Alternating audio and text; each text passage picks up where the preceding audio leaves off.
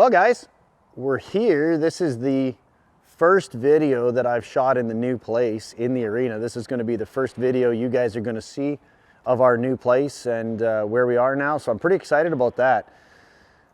I'm actually doing this one for my good friend Lynn Troppins. So that's just to give you a little background. Lynn came from Germany a number of years ago as a working student and worked for me for a number of months here, and then became such a part of the family and a good friend. And we've gone back and forth. She's been back here a couple times actually, back here in Canada, and we've ridden together and done a lot of cool stuff together. And she's actually just started her own equine bodywork.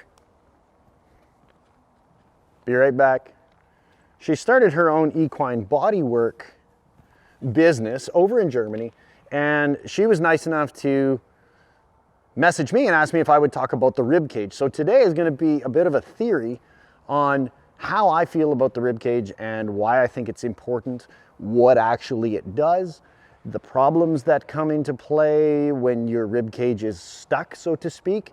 And then she's going to talk a little bit about how she can help a horse loosen its rib cage and how essentially she helps us as trainers do our job better. And you know, obviously if we keep those horses happy and healthy and sound, if we keep them feeling good through their body, it's easier for me to do what I need to do, and that really improves everybody's life. So I've got 4-year-old, I guess beginning of the year she's going to be 5-year-old Lil Gun mare here. This is my sister Emilie's mare. We're going to talk a little bit about her rib cage, what actually physically is the rib cage, and then we'll do some exercises. Emily's going to pop on her and ride her around a little bit, and we'll talk about the problems that come into play when it's stiff, when it leans one way or the other, some of those kind of things. So stay with us. We'll have a lot of fun. We're going to do this for Lynn's Instagram. We're going to have a lot of fun. So we're going to talk about what actually is the rib cage, the anatomy of the rib cage. I mean, you can see on a horse that's not saddled that the ribs tie into the spine up underneath the saddle. Then they're going to run all along here and kind of finish up in the back here. If you dig around there, you can feel, you know, some of the last few ribs there. So really your rib cage runs all the way through here, and it really provides, I would say it provides the canvas that we ride on. I mean, really when it comes down to where are you putting your leg, I mean, you're putting your spur on, you're pushing on different ribs, you're pushing on different places in this horse's rib cage. And so anatomically, the rib cage is really this belly portion between, you know, the shoulder and where the hip ties in. And I think that leads us to our second point, that really the rib cage, in my understanding of it, is the connection between the engine, so the engine here in the back and everything, all the power that this horse has, and the steering in the shoulder. So, you know, I think it's really important that we talk about the rib cage, about keeping it loose and straight and flexible and all of those things, because at any point the power of this horse and its drive is going to come through that spine, through that rib cage, through all of this that's between the drive and the steering up front. And so at any point, if this isn't loose and relaxed and balanced and straight where I've put my saddle on, we're going to get straightness issues, we're going to get steering issues, we may have lead issues. There's all kinds of things that come up if this horse gets stuck in its rib cage. So I think the significance of the rib cage is really it being the connection between the engine in the front and the steering in the back. So you guys may have seen Emily's Instagram, you may know her, some of you may know her. This is her 4-year-old, soon to be 5-year-old here in 2021. And she's worked really hard on this horse, and we've had a lot of trials and tribulations with this horse. It's not been the easiest horse in the world. You know, she didn't get shown as a 3-year-old, that happens. So she's going to get on and she's going to poke on it a little bit, and we're going to talk about the problems that happen with the rib cage and where some of the pitfalls come when it's stiff or tight. So off you go. Walk a couple circles two-handed, push this horse around a little bit, and we're just going to talk a little bit about picking up your right rein and putting your right leg in by the cinch there and kind of pushing on the beginning on the front of her rib cage, you know, and just getting where she can move that front leg and you can touch the right side of her face and she doesn't stop up or get sticky. One of the common areas here is you're going to find when you go and push your leg on that horse, and do that again, draw a little more and get a little more bend. When you push your leg on that horse, some horses tend to fall in. You know, they want to lean against your rib cage or lose their rhythm with their feet. They'll get tight, and if they're tight in their rib cage right there, they're going to stiffen up with their neck and kind of fall in. Good, there you go. Push her around a little bit more. And you can see how this horse is very loose and relaxed through its body. You know, we're going to just push on it a little bit.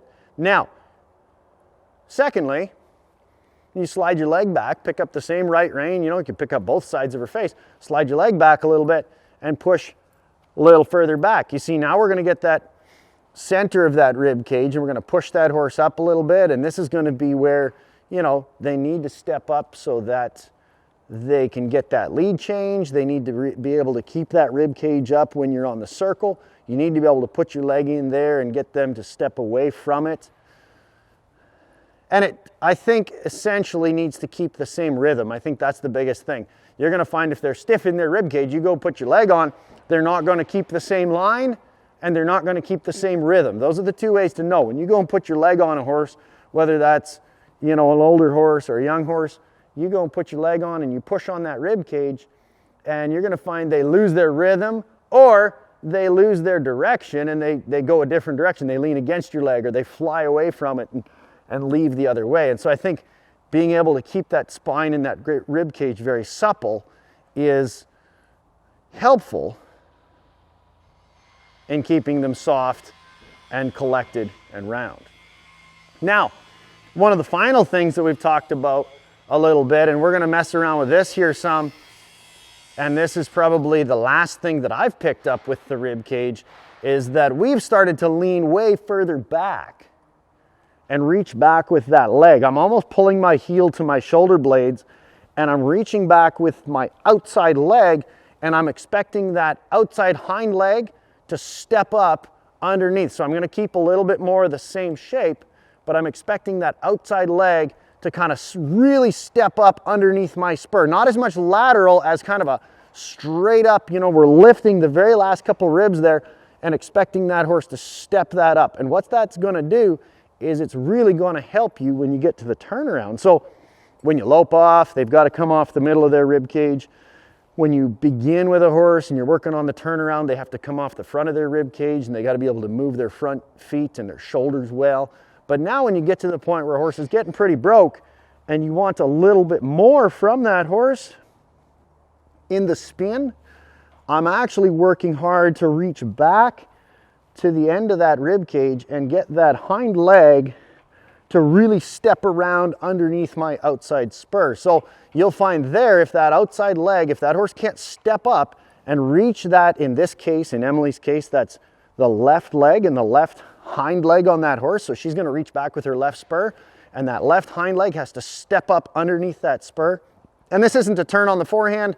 You know, this is really, really focusing on when I put that leg on, that outside left hind leg has to step around. So now we've gone from working on a spin that's like 2 feet crossing over to a spin that's now 3 feet traveling around. And so when I reach back, so reach back with your outside leg and just ask her to turn. You know, just slide that leg back. You see now when I ask just with that outside leg, now that left hind leg starts to step up a little better when you push on her. Now walk her out of there and step her up forward straight and reach and really make that good. Good, don't let her fall in. See, now that rib cage kind of fell to the right. We're going to make her step up straight there. And we're pushing and really reaching, making that left hind leg step up underneath there. Then she's going to release that horse again and ask it to turn again, just with the jeans on that left leg. And you can see, you put your leg on, if that horse now travels around the turn with 3 feet, nice. You're going to get a lot more drive if the rib cage is supple and loose, and if you can build that button where putting your leg back that far at the rib cage lifts that loin and brings that leg up underneath, you're going to get 3 legs in your turnaround instead of just sitting out here in the front and trying to pull or kick the shoulders around and get a 2-footed turn. And so that's kind of a new concept for me that I've started to play with in my good horses, and I find it gets them rounder, because if they come up through here in that rib cage and down in, they'll start to turn smoother, rounder, flatter. They just have that cool shape, and that's really coming from maybe the last rib on the outside of that horse. So go ahead and turn her the other way. Push on her the other way, a little bit of right leg. Step that up. See, so reach back as far as you can reach back. There. See, and she's not stepping up. You see that? She leaned a little bit. She didn't step right up there. She's got to step a little more forward and reach that right hind leg up underneath so that she starts to learn there, there, there. But you can feel that change of direction there a little bit where she says, I don't know if I want to. And she's going to throw herself back to the right a little bit, or she's just going to lose her rhythm. Good. Release her hair. Don't turn this time. Just let her walk. She says, I know I'm supposed to turn. Push her up again. Reach back. Step that right hind leg up underneath. Good. Now put your hand down. Ask her to turn just by sliding that right leg back a little bit. Wait for it. Yeah. See, and you get a three-legged turnaround instead of trying to sit out here in the front and chase that horse. So now you can go and show one, and you can reach back with that outside leg.